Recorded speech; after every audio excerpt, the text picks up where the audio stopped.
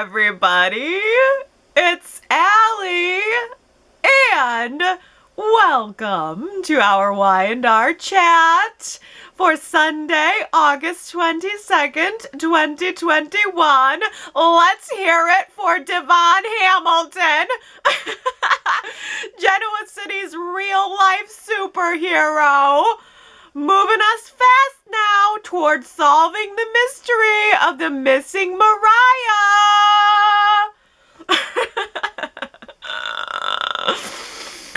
Devon is the Y&R Chat MVP Player of the Week, hiring a private detective, confronting Stitch about his phony job title, and going directly to Christine to get a message to Chance. And boy, am I really glad that Devon called Christine to check in on Chance, because otherwise we would not know that Chance has now gone deeper undercover. I am so grateful for that information, because I knew that he was deep undercover, but I didn't know how deep undercover. I thought he was maybe 6-7 feet deep undercover, but now I'm thinking he could be like 13-14 feet deep undercover.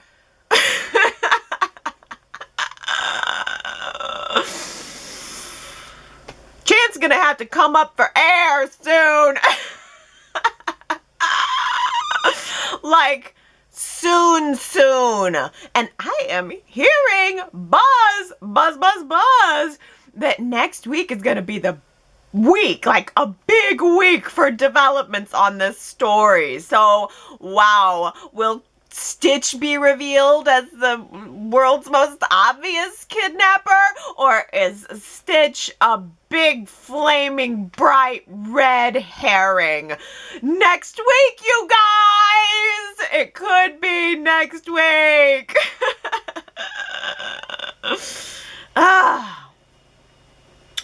Well, but let's not skip right over the major developments of this week, such as Abby looks great in bright pink. And Tessa is a gorgeous crier. And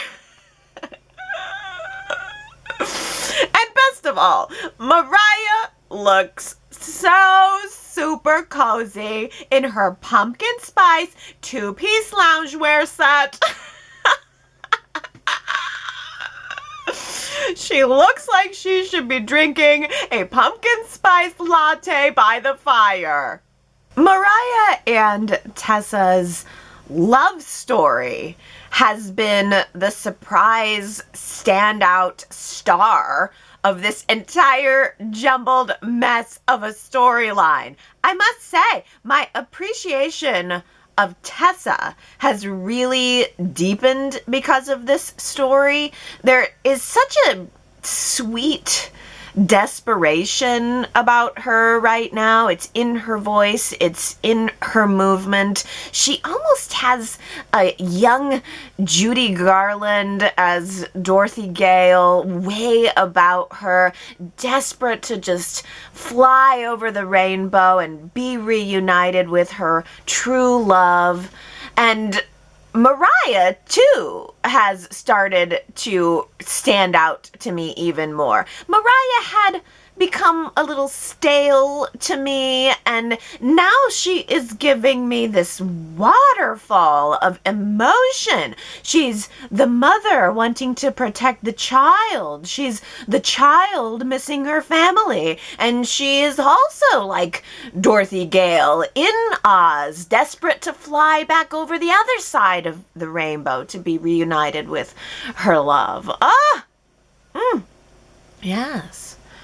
This storyline has really been great for nostalgia because it really does feel like we're back in the old days when, like, storylines took so long, back when things were stretched out for so long that it would drive you crazy, and then just when you think you can't take it anymore, boom, they make it pop.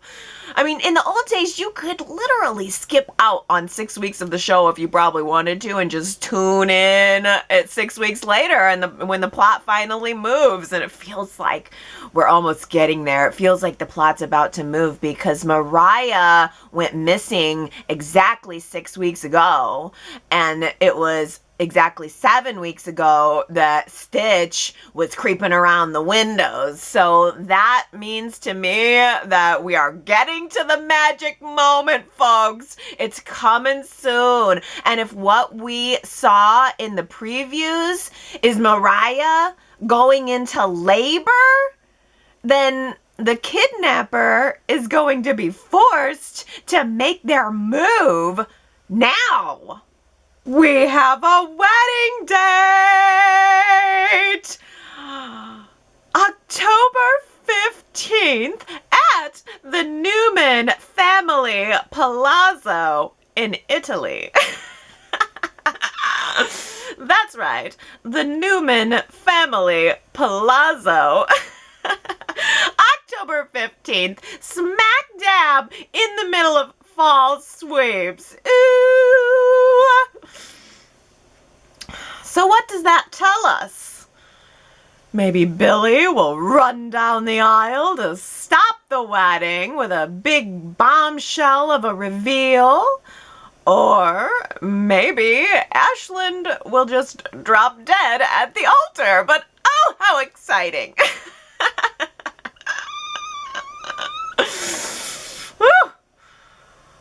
This talk of how big and glamorous this wedding will be has gotten me so excited. Roses and peonies splashed all over this new Italian set. The new set that Y&R will build for us just for the wedding of the year. Or it's all gonna come crashing down before then. And the fact that it's being heralded as the wedding of the year is just a reason to think that it all spells doom. Either way, I'm gonna choose to look on the bright side. I'm gonna hope we get the wedding and the drama. One can hope. Oh. You know, Victor has waffled on the is Ashland dying issue more than Kyle waffles on women. 1 minute, Victor is mad at Victoria, and then the next minute, he's planning her wedding. Then he thinks it's a bad idea. Then he's walking her down the aisle. And now Nick thinks that Ashland could be bad news. So Victor's having Ashland investigated. And in the previews for next week, Victor is saying that he may have some info on Ashland. I can't keep it all straight.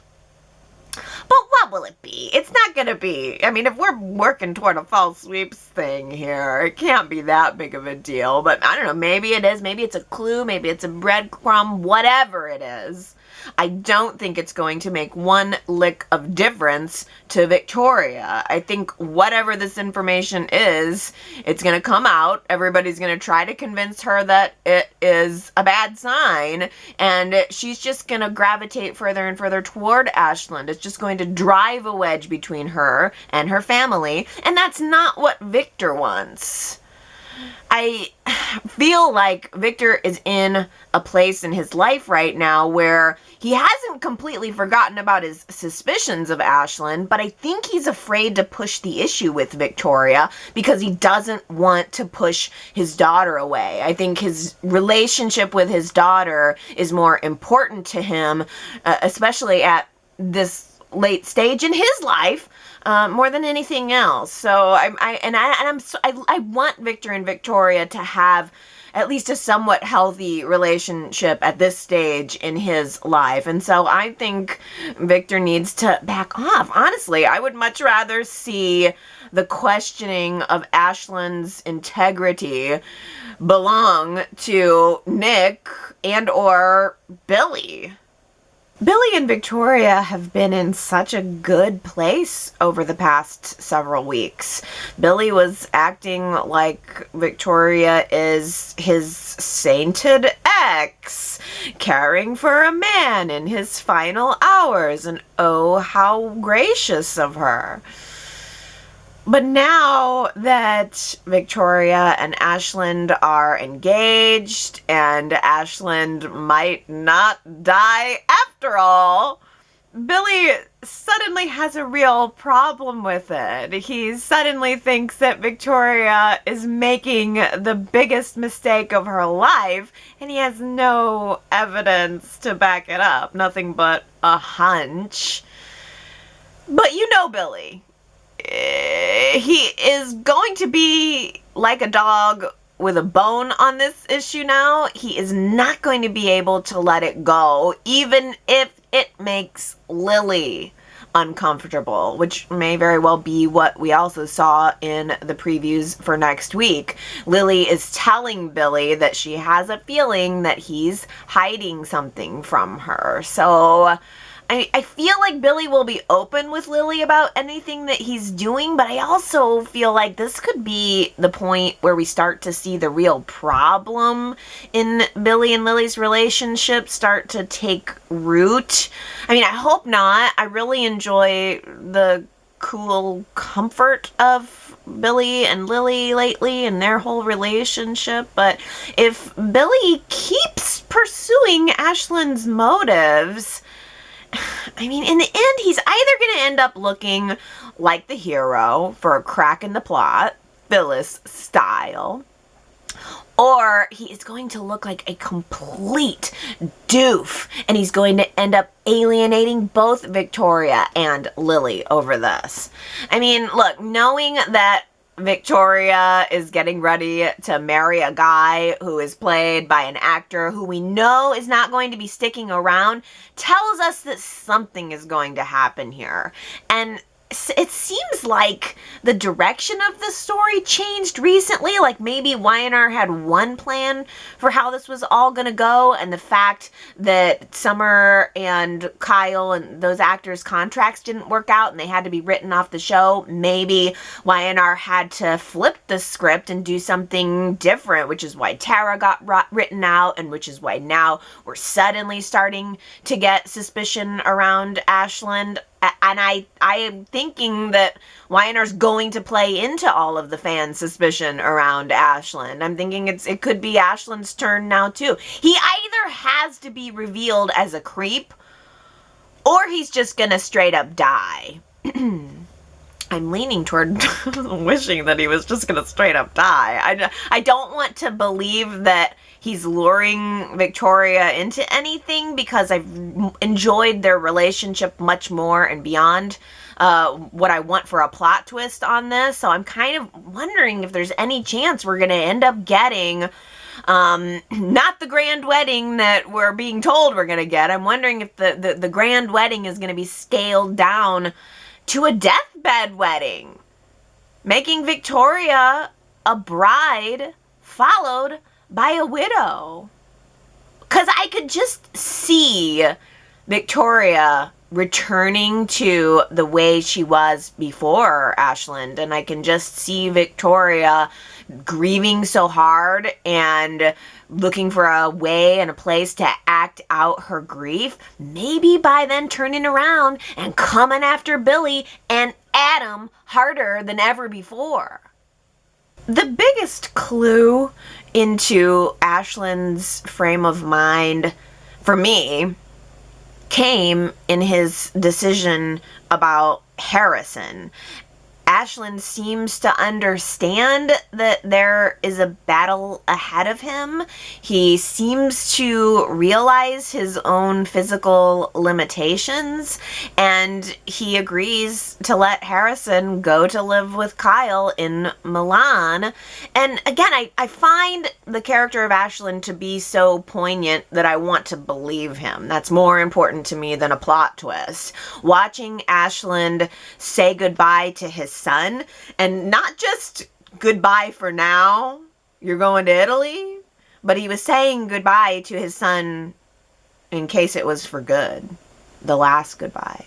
So if Ashland is pulling a fast one, and all of that was for show, everything with Harrison was just for show, then he would be a real scumbag, which is not outside of the realm of possibility, but I don't know. It seemed genuine to me. And maybe it's not so much about what Ashland is saying and doing right now. Maybe it's more about what he's going to say and do if he lives. So Jack is also going to have to say a goodbye to Harrison. Kyle has asked Jack to bring Harrison to Milan as an escort.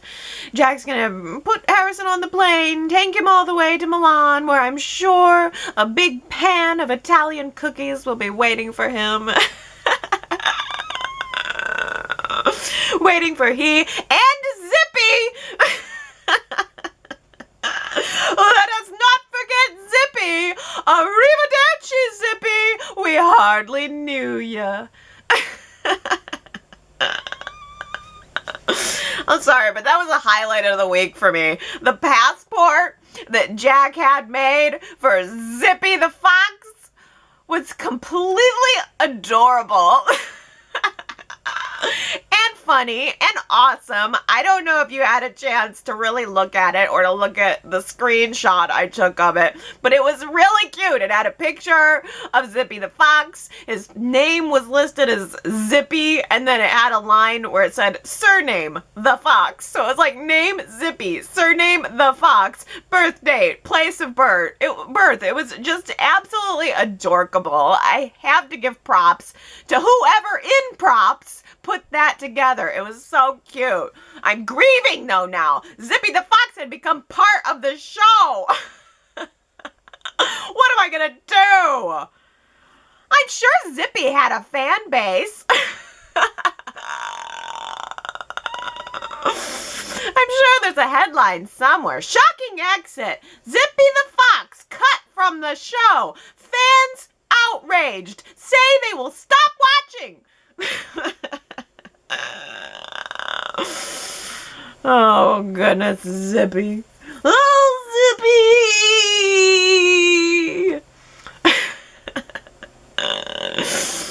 I mean, what a great visual element that was to go along with the kid. I mean, Y&R really nailed it with Zippy the Fox. That stuffed animal was visually notable. From the minute we saw it, it was part of the story. Oh, I think I'm going to miss Zippy more than Jack will miss Harrison. No, that's not possible. Not possible. Jack will be missing Harrison. Oh, it's going to be so hard for him to say goodbye. And then, when Jack gets back to Genoa City, oh, the Abbott mansion that was once filled with childhood laughter will now be empty and hollow. His son will be gone.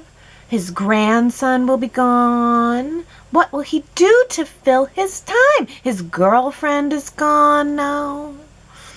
All he has is Phyllis. You know, Phyllis, the person who knows him better than anyone. I'm real hesitant about the potential of a Jack, Phyllis, Nick triangle again. A couple of years ago, I can tell you, I would have been screaming yes, yes, yes to any hint that Jack and Phyllis might be rekindling things. But now I am just so in love with Phyllis and Nick that it is going to break my heart to see them fracture. And it doesn't even have to be based on an infidelity. It could just be the appearance of an infidelity that does it. OMG, Phyllis and Nick. First of all, Phyllis Appreciation Day was more like Nick is Adorable Day. That's what it really was. The Battle of the Batting Cages, complete with Team Phyllis and Team Nick matching baseball caps. Followed by a sexy massage. OMG, I literally had to stop myself from spitting out a big mouthful of water when Nick turned around in the blonde wig. I'm not kidding you. I had just taken a huge gulp of water, and then I looked at my screen and I saw Nick. He did sort of like a fast quarter turn with the blonde wig on, and I had to put my glass down. I had to take a moment. I had to get my stuff together and then try to swallow the water. That was fun. He's Sven at your service. The delivery was just perfect. Oh gosh. Josh Morrow has just so grown on me. He's one of the more gifted comedians on the show, and he plays very well against Michelle Stafford, who is also probably one of the most gifted comedians on the show. And I gravitate toward that. I'm a fan of comedy, and comedy is one of the things I think the show could use a boost on. I mean, I'd like to have a few laughs. It doesn't need to be Showtime at the Apollo, but I like to have some smiles in the show, and Phyllis and Nick really do that for me. But I couldn't help but notice Phyllis was texting Jack just before sexy time with Nick, and then after sexy time with Nick, just to check on Jack, and then she had to stop by the mansion to drop off a gift so that Jack could take it to Summer in Milan, and she asks him to open it, and boom, it's a picture of Phyllis holding Summer as a baby, the baby that Jack delivered. I mean, straight to the heart, Phyllis. Shot through the heart, Phyllis. You're to blame. You cannot do that to Jack. You have got to know that he cannot resist that. Phyllis and Nick's affair and Summer's birth was one of the most heartbreaking things that Jack Rabbit has ever been through. He's been in love with Phyllis since the moment he fell in love with Phyllis. He never stopped being in love with Phyllis. I mean, Jack's been in love with Phyllis for over 20 years at this point. I love their friendship. It's deep. It's lasting. It's meaningful to me. But I have always said the heartbreak of Phyllis and Jack is that Phyllis is the love of Jack's life. I believe that, no doubt about it. But the problem is, Jack is not the love of Phyllis's life. Nick is. Phyllis packs up all of Sally Spectra's leopard print luggage and gives her the boot, the high-heeled boot from the hotel again. I am honestly, seriously surprised that Adam did not offer Sally the penthouse. Since they're running buddies now. Oh my gosh. Did you see Sally Spectra's athletic wear? I don't know. She looked like some kind of ninja superhero. Nikki wanted to rip her a new one, but she could not get through the force field of that outfit. It was like a Gore-Tex running suit or something. That thing must have been bulletproof. Which is a good thing. thing, because since she ran into Adam in the park, like if you're gonna be hanging around with Adam, you might want to have a bulletproof suit on. Like, you never know who might be taking a shot at Adam Newman at any given time. So good advice for anyone: when you're hanging around with Adam Newman, it might be a good idea to wear a skin-tight, bulletproof outfit. Oh, I know that the internet's head exploded this week when those two ran into each other, literally ran into each other in the park. Oh, I know it. I felt your heads exploding. Good and bad. Oh, it's so odd, though. It's really odd timing. But again, you can kind of tell the show hit a point where they're like, okay, we got to move some things around. We're getting a lot of ends and a lot of beginnings, which is fine with me. But it is a little bit odd right after Sharon has had 2 weeks filled with Adam fantasies. I mean, they've been fantasizing about each other back and forth for, pretty good solid amount of time here. And then this week, Adam meets Sally, and I guess the sparks just fly between them, I guess, according to the internet. I mean, I'm for it. All right. I guess I could be for it. I don't know if I am. No, I'm not. But I'll entertain the idea of Adam and Sally, as long as, I have one condition, as long as Sally keeps owning her actions and her decisions, because I like a bad girl who is unapologetic about it. Like, don't make excuses. Don't keep going around town making excuses for everything that you've done. Like, I feel like Sally has started to slip a little bit into the role where all she does is whine and ask for second chances. She's Sally Spectra. Shouldn't she just get busy owning her stuff? Shouldn't she get busy designing something like Victoria's wedding dress? Yes, please. Work with Adam to rig it to explode or something. Sally tells Adam exactly what happened with the whole JCV mess. Just own it. You did it. Own your actions. Say, yeah, I wanted it. I took it. That would go a long way with me. Yeah, I wanted it. I took it. I want Sally Spectra to be fierce, not constantly apologizing.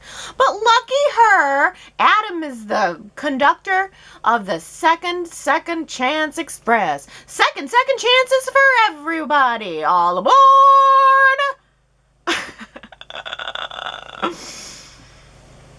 I don't know. Adam seemed cautious about Sally, but he was not dismissive. I mean, any woman who can pick up on the subtle notes of smoke and wood and, I don't know, apricots. He's got to give some credit. I'm not gonna lie. That scene made me roll my eyes a little bit. I mean, what are the freaking odds that she would be a whiskey connoisseur? Being able to detect all of those tasting notes? I don't know about that. My Sally Spectra is a street rat, and that's exactly how I like her. I don't need her to taste the apricots. Oh, forget the apricots. Just taste the smoke in the wood. Oh, I don't know. I mean, it is an interesting dynamic they have going on, and I did chuckle at Sally being pleased by Adam's reaction to her confession, and she said, well, maybe Genoa City isn't filled with as many hypocrites as I thought. And Adam responded, I wouldn't go that far. Oh. Yeah, well, so Chloe sees Sally and Adam having welcome to this week's whiskey chat, and Chloe doesn't like it one bit. Chloe saw them also at the coffee house earlier after their run in the park, so she's seen them hanging around together. So Chloe has to take it upon herself to warn Sally, 3 separate times about getting too close to Adam. Just ask anyone in town, Chloe says. He's bad news, that Adam Newman. And yeah, I mean, I guess, yeah, but you don't have to say it 3 times. Okay, fine. Give her 1 warning, but then just give it a rest, lady. Once, maybe twice is enough. Chloe keeps driving this point home so hard. She's gonna end up pushing Sally into Adam's arms and Adam into Sally's arms just to spite her. Michael and Ray were busy spinning theories this week on who could have kidnapped Mariah. And it was Michael who planted the seed that whoever kidnapped Mariah might have an agenda when it comes to Sharon. Well, so who's the #1 suspect in Ray's mind? Who would want to get at Sharon? Adam. It's Adam. So Ray heads down to Newman Media to question Adam, which was really just kind of a hilarious mix of, hey, did you kidnap Mariah? And by the way, how's Connor doing?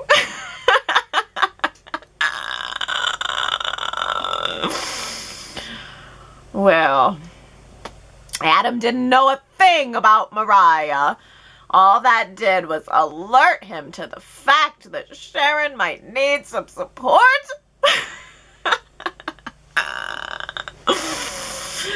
Oh, and so we had that simmering scene on Friday. It's closing time at the coffee house, but Adam's not there for the coffee. Oh no. Boy, well, here's an interesting question. Who do we want Adam with? I mean, is it Adam and Sharon, or is it Adam and Sally? I mean, because the thing is, gosh, if those are my 2 choices, Adam and Sally or Adam and Sharon, then I'm gonna go Adam and Sharon. I'm sorry, Ray. I love you. If the question is Adam and Sharon or Sharon and Ray, then I pick Ray all day long. But maybe not all day long, but I'm firm in my support of Sharon and Ray. But despite the fan interest, I think I'd rather see Adam go with someone a little older, a little more mature, a little more blonde, maybe tap into some of that history. I think there's more story there. But I tell you, I think that, there's a lot of allure of the new. People love the new hookup. So I think we need to put a poll on this, you guys. This is where it's at this week. Adam and Sally. Adam and Sally. Adam and Sally. You up for it? YRChat.com. That's where you can cast your vote and leave your comments. Adam and Sally, you want it or not? Fantastic! Gloria goes for Sally's job. Yes, I could not even be more thrilled about that. Gloria just tells Lauren, this is my last day as your assistant. I want to be the lead of JCV. And Lauren said, did she just accept a job that wasn't offered to her?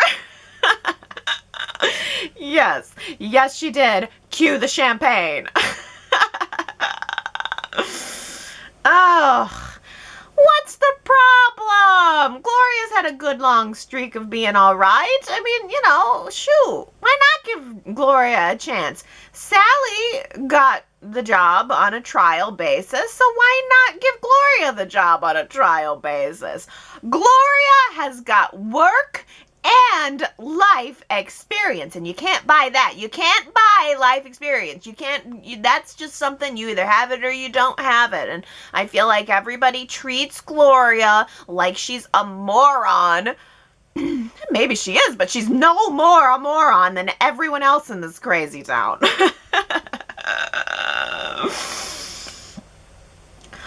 Nobody does any real work anyway. All they do is take phone calls and sit behind a desk sometimes. So why can't Gloria get a desk? Give Gloria a desk. That's the campaign I'm going to start. Oh, goodness. I'm ready for more Gloria on a daily basis, and here's why. I think that the writers seem to really know how to write for her. Gloria's scenes this week were well written. I mean, they really, really were. Those writers threw in several delicious references to Gloria's past resume when she was making her job offer pitch to Lauren. I mean, pour one out for Glowworm. I've always got a soft spot in my heart for Glowworm. And are you kidding me? They did not go there. Extreme catwalk. Oh my goodness. Could not believe it. The internet's heads was exploding over Adam and Sally, but my head exploded when Gloria mentioned a little thing called extreme catwalk. Yes. I mean, that all of Gloria's scenes, they were relevant to the current story, but they were also historical to the character, and most of all, best of all, they were funny. Not just funny for her delivery either. I thought Michael and Lauren were absolutely hilarious. You know I love that Baldwin family dynamic right there. It's everything.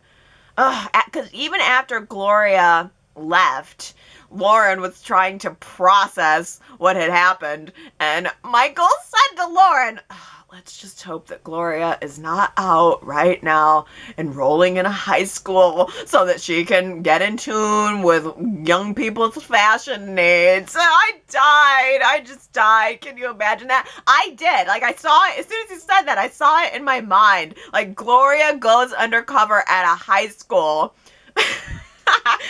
trying to fit in, trying to pretend to be 16, and like everyone around her knows that she's not, but Gloria just keeps up the ruse. She just keeps going, kind of like a Strangers with Candy comedy somehow. I don't know. I love it. I just imagining Gloria in high school trying to pretend to be 16.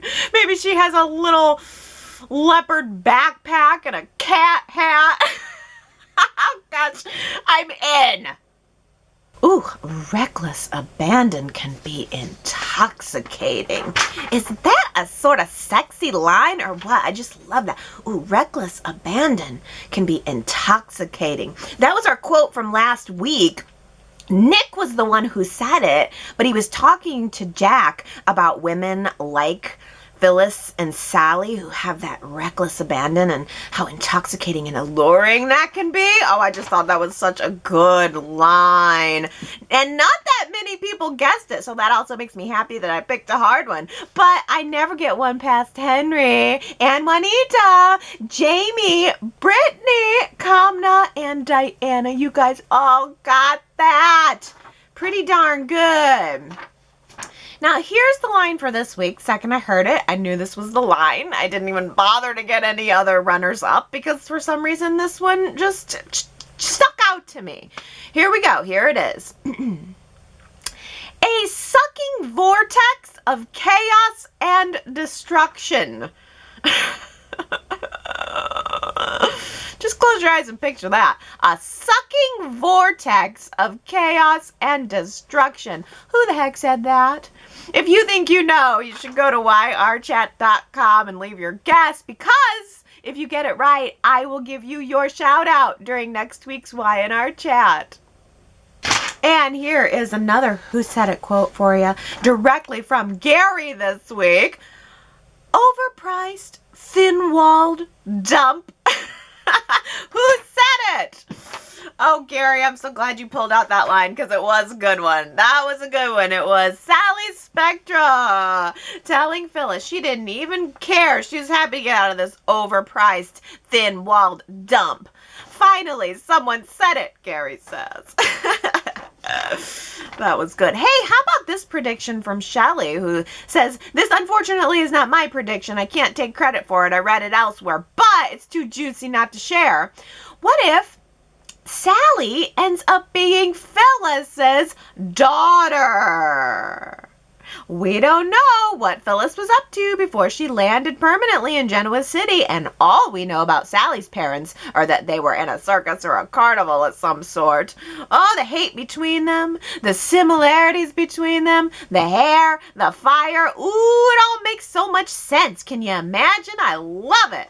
Ooh, I had not heard that theory. Gosh, that is a good one. Can you imagine if they then had to get along? Kind of like, well, I always go back to this, but kind of like when Jill and Catherine found out that they were mother and daughter, which I know everybody else probably hated that twist, but for me, in my heart, Jill and Catherine are mother and daughter.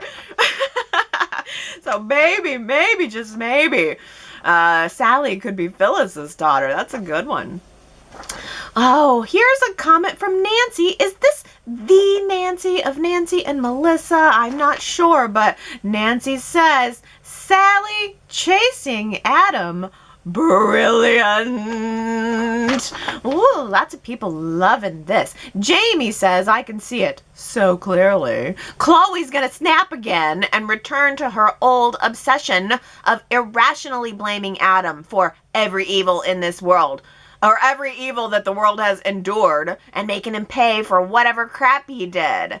Sally, on the other hand, will be running the fashion platform at Newman Media in no time flat.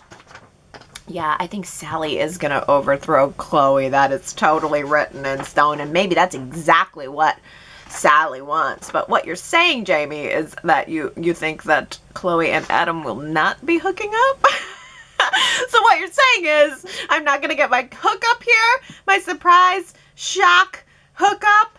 All right, I guess. Well, gee, Henry says, I'm so happy that we may be done with the Sutton storyline. Moreover, I haven't gotten over the Hillary-Amanda twin storyline. No matter how the writing team attempts to spin that to make it believable, to me, it's a massive load of malarkey. Yeah, it is sort of funny that they never ended up going with a twin twist or something like that. Yeah, it's interesting to note that there are still people out there having a hard time accepting Michelle Morgan as Amanda, not Hillary. But yeah, Henry, so Sutton, are we done with all that? Again, it's another place where the story seemed to have stopped, and now we're kind of starting and going in a different direction. So it's a good point that, I mean, we had nothing about Amanda this week, nothing about her family, and maybe that just all kind of fizzled out last week with Naya and Amanda's heart-to-heart. I wonder if maybe Michael will stop by and give us an update that Sutton's been arrested and convicted or whatever. I don't know if they'll wrap it up or touch it again at all. I would imagine they would, but they're certainly not in any hurry to. Oh, Sherrod says, I am happy that Tessa at least got to say she was right without being over the top about it, but also showing her emotions of being upset that she was not more vocal and knowing in her gut that Mariah was in trouble. That to me shows her connection and true love for Mariah. Yes, Sherrod, honestly, yes, seeing Mariah and Tessa's love shine through the darkness of this storyline has been the saving grace. I've really liked Tessa a lot these past couple of weeks, and yeah, she was really just showing so much emotion. You could tell that she was mad at herself, but I think she was also probably desperate that no one believed her. Tessa was the lone voice that all along was like, something's wrong here, and nobody else was really accepting that, and turns out in the end she was right, and yes, you're right that Tessa kind of got her chance to nicely say it this week. Now, I asked you guys last week who kidnapped Mariah. Wanted to get these votes in and see where the numbers were falling. So here it is. I mean, big wide gap. 58% of you voted Stitch. Stitch is the one who kidnapped Mariah. Second place goes to Nina with 17%. Again, pretty wide gap. 12% Chance. 10% someone else entirely. We'll read some of those comments later. Just 1% Victor. And 1% think that it's kind of a wild card. That is a little bit of a wild card theory that it could just be someone from Mariah or Tessa's past who kind of pops up and takes the blame. But hey, let's talk about Nina, because Diana was the first chatter to say that it was Nina. So Diana says, I'm going to stick with that. even though it's probably not her. But her absence seems shady, which makes me think it's not really Nina, but someone that we never would have thought of. Well, here's a fun one. Janice thinks it was Sheila Carter who kidnapped Mariah and then escaped to the Los Angeles area. Ooh, I did tune in for a couple of those Sheila Carter reveal scenes. I wish I had time and inclination to watch more of them, because CBS, their YouTube channel does post partial clips from The Bold and the Beautiful, so I have been able to I just want the Sheila scenes. I can't pick, I don't have the time to pick up Bold and the Beautiful again right now, but boy, I wanted to see some of those Sheila scenes, and I did, and she's as good as ever. Good as ever. But I like your idea that that could be a little bit of a crossover tie-in. Jamie says Nina might have gone batty in her absence and fully snapped, wanting the baby for her own to make up for Ronan being kidnapped at birth. Or maybe Chance being away on assignment and in danger pushed her over the edge.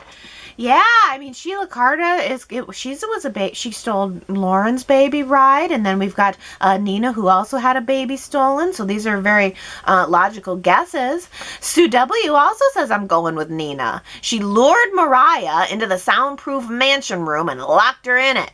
I don't know why.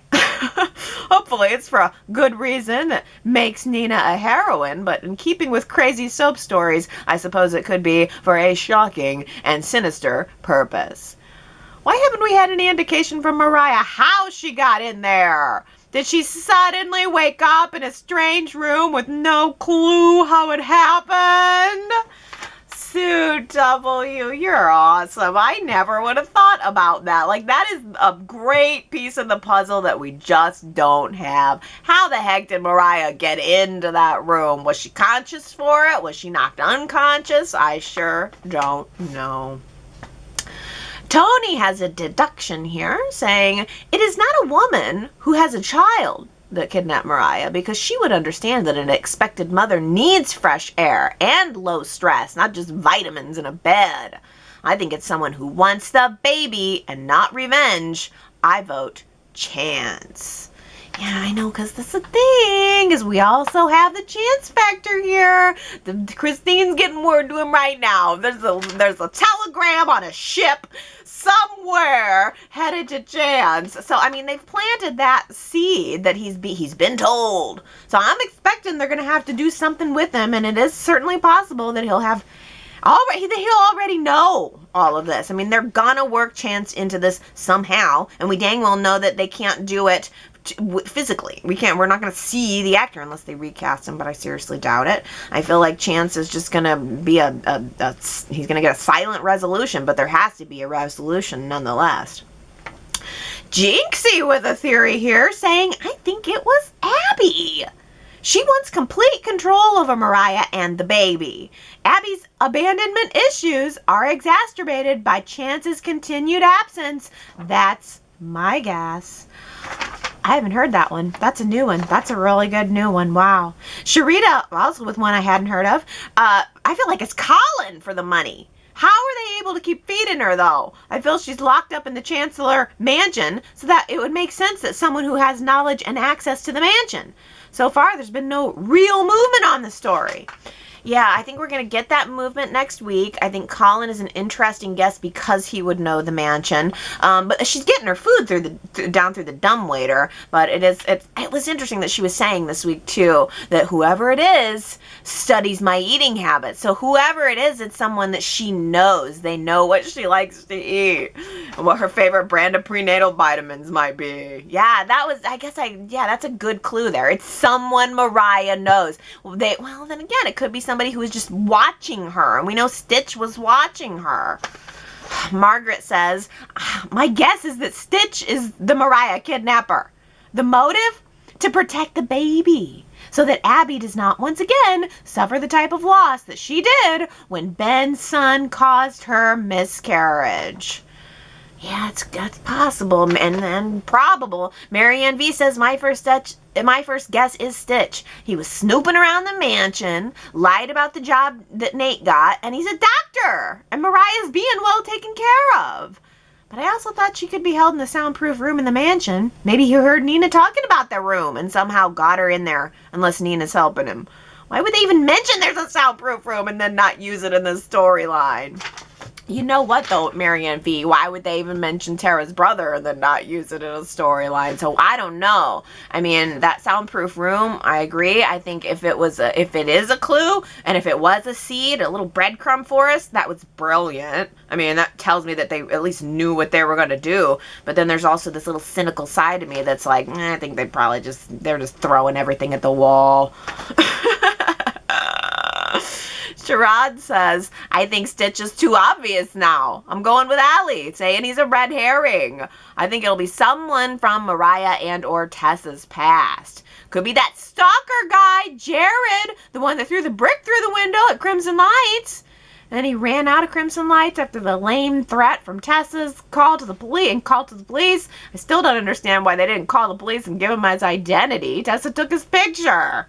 Yeah, I forgot all about Jared and Mariah, stalker. That went nowhere. I mean, that's a really good example of a story that we were like, ooh, stalker, brick through the window. What's this going to be all about? And then it was a big old fat blurf from another writing regime, but still a big old fat blurf. Sherrod also says at this point, I think the writers don't know yet. Like at the point where we're watching the story right now, the writers don't know where they're going yet. And then once they decide who the abductor is, then they'll start giving the clues. So based on the time frame, we should be getting a real clue by next Monday. Yeah, I'm kind of leaning on that too, Sherrod. I mean, it's like 6 weeks is how far ahead they are on scripts. And it's been 6 weeks of, I don't know, maybe this, maybe that, oh, that thing, and oh, yeah, the other thing. And now suddenly they brought back Stitch this week. I think they're just going to wrap it up and pin it on Stitch. I mean, I've come around to that, just to thinking it's A to B. No plot twist, it's just Stitch. But Daisy says the kidnapper might not be Ben, but it may be Ben's son who took Mariah. He might blame Abby for being sent away and wants to hurt her. Or he wants to protect the pregnancy, knowing the devastation that Abby felt when she miscarried, so that everything will work out now in the way it should have before. Then maybe Abby will love him again. And Ben is in town to find his son before anyone else finds out what he did, or Mariah and the baby end up getting hurt. Yeah, that's true. Stitch may look guilty, but maybe he's looking guilty because he knows more, but isn't necessarily the perpetrator. That's a really good theory. Oh, but here's my favorite theory of the week. This is my favorite theory of all and ever. Samuel says, I think Nate's behind it, and he's the one lying about the job. He wants to get back at Devon for his hand. Oh, that comment was early in the week, and Stitch copped to the job thing. But gosh, Samuel, that would have been an amazing twist. That would have really blown my hair back. Man, if they would have made Nate the one behind it all, and he was the one lying about the job, and it would explain how he got the head of surgery job with only one hand. Of course, I talk about it. I love the fact that I talk about Nate and his hand, like one of his hands is like a pirate hook. One hand is a pirate hook and the other one's perfectly fine. Alan says, boom! Nate is the chief. Stitch is lingering in GC. Nina is AWOL. Victor and the others are investigating. Tessa is suffering. Mariah's about to go into labor. Let's wrap this up next week, please. You know, I can't believe they're going to wrap this up before fall sweeps. I really thought this was going to drag out to October, but I think and I'm hearing that it's common. They must know what they're doing now, and it's all coming down the pike, and I'm looking forward to it being over. Gary says, this is becoming like the famous kidnapping of the Lindbergh baby, as told by Devon to Thelma Hopkins. I expect her to burst into a chorus of tie a yellow ribbon round the old oak tree in response. Oh, Gary, only you would give us a Lindbergh baby connection. I love you for that. And gosh, Telma Hopkins, I got so many wonderful comments about her the last time I mentioned seeing her. Yeah, she's fantastic. And a lot of people came out and said, oh, she's famous. Tie the yellow ribbon around an old oak tree. Yes. Yes, and it was nice to see her back this week, looking beautiful and having those bonus scenes with Devon. Victoria says, why hasn't Mariah faked a medical emergency? This would have been an easy way to meet the person who's keeping her captive. Or the lackeys. Yeah, and Leslie says Mariah should pretend to go into labor so the person will come in. Certainly they couldn't be planning to make her give birth alone.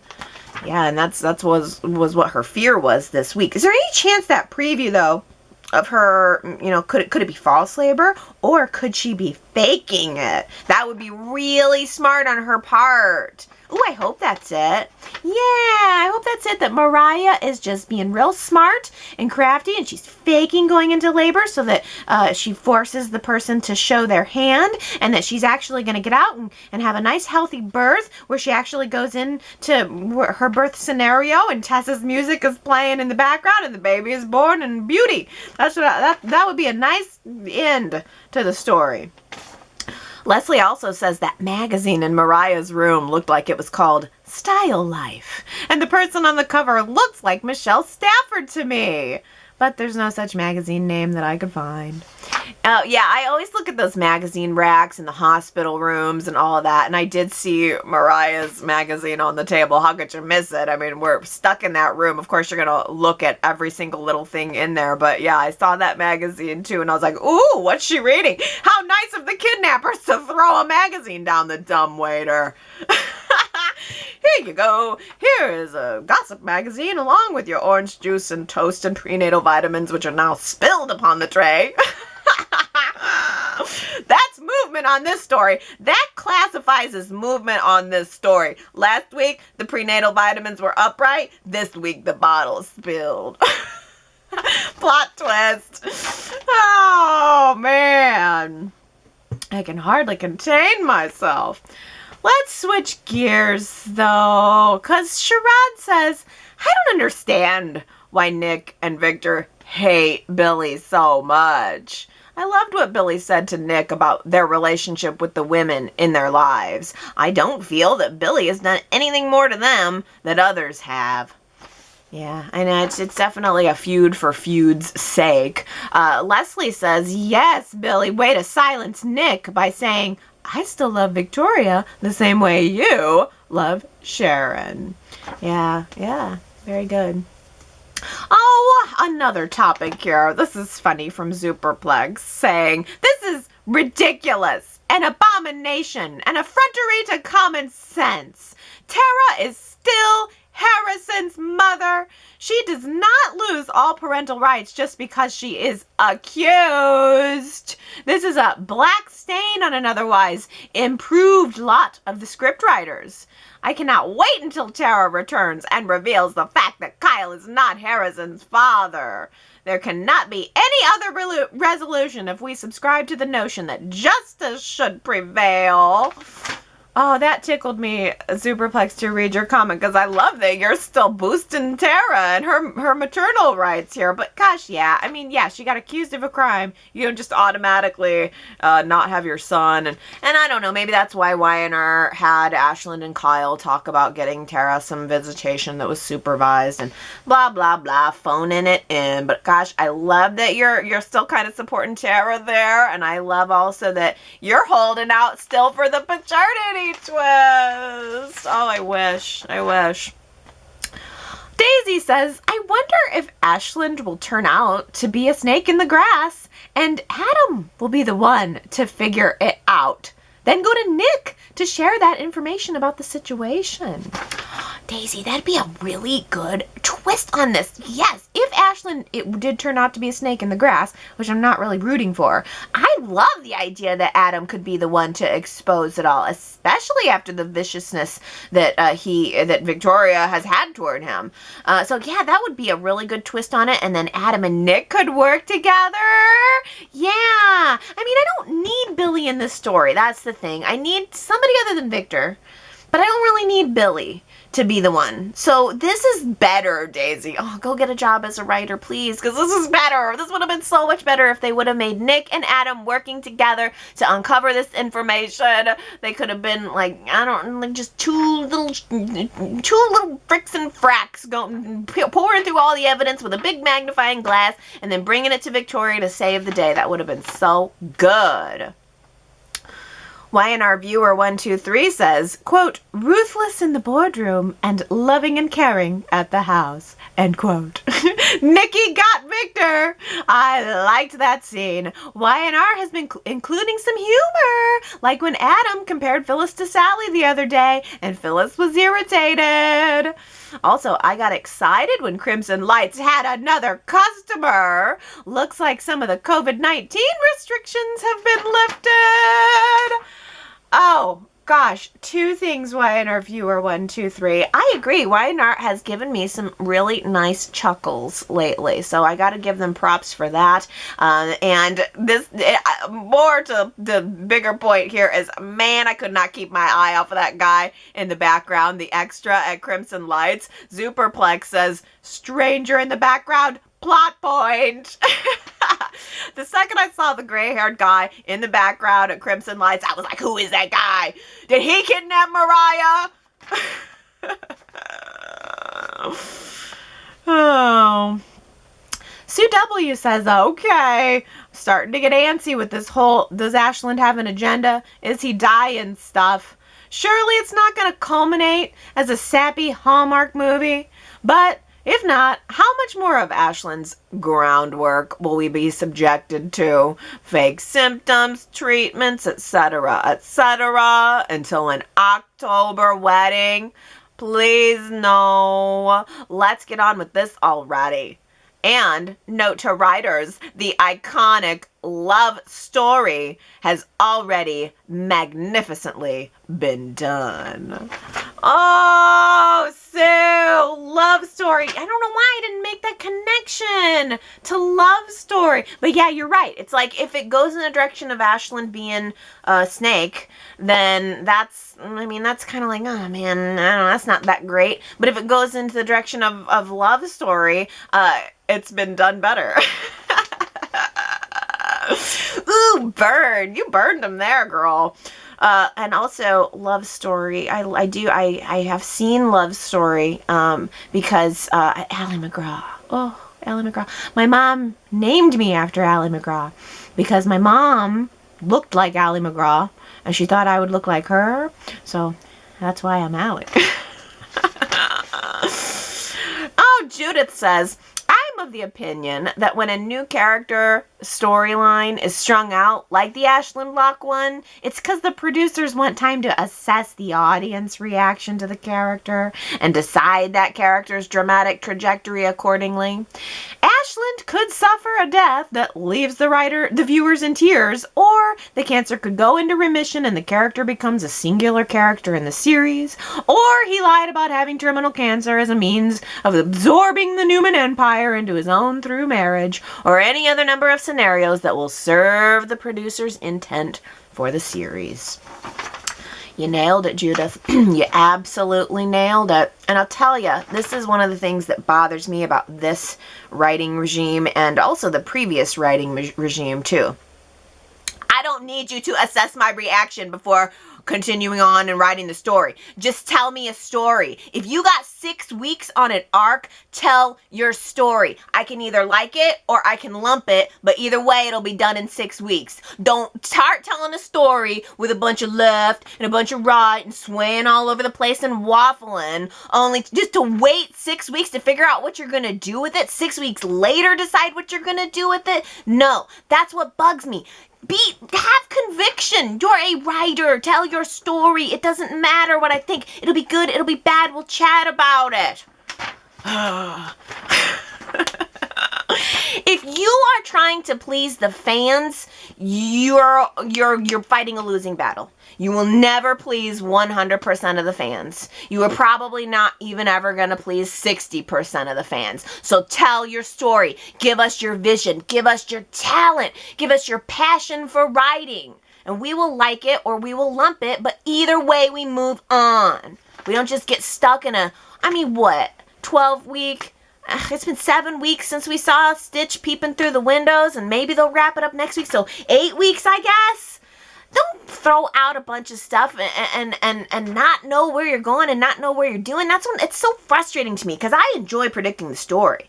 I enjoy, and one of my favorite things about all series, even reality TV, I enjoy predicting where that's going to go. And if I believe as a viewer that you don't know where you're going, then it's no fun for me to predict anything. I'm not into it. I'm just like, okay, well, they don't know what they're doing. Why should I? I told them, didn't I? I sure did. Yes, Allie. Oh, let's lighten it up. End on this. Victoria says, yes to the family villa in Tuscany. I'd love to go to Italy in October and be present for the Newman Locke wedding. Yes, and Sue W says, LOL, have we ever heard of this family villa before? I don't know, not in my decades as a loyal viewer. Oh, goodness gracious, yes. The Newman family palazzo. The Newman family palazzo. Ooh, you say potato, I say palazzo. Potato, palazzo, potato, palazzo. Let's call the whole thing off jazz hands. In honor of Neil Winter, jazz hands. I don't even think that's jazz. It's not jazz. It's definitely not jazz. But I felt like that needed a jazz hand, to end it. Oh. You crazy, Allie. I hope you enjoyed it, though. I hope you had a good time on this Y&R Chat, and that you go to yrchat.com to tell me what you think. It's always so lovely to hear from you guys, so don't be strangers. And I won't be a stranger. I will be back next Sunday to chat about what I hope is going to be a resolution and a juicy heat up of the show. I am looking forward to it. I'm ready. I love you guys. I hope you have a really good week.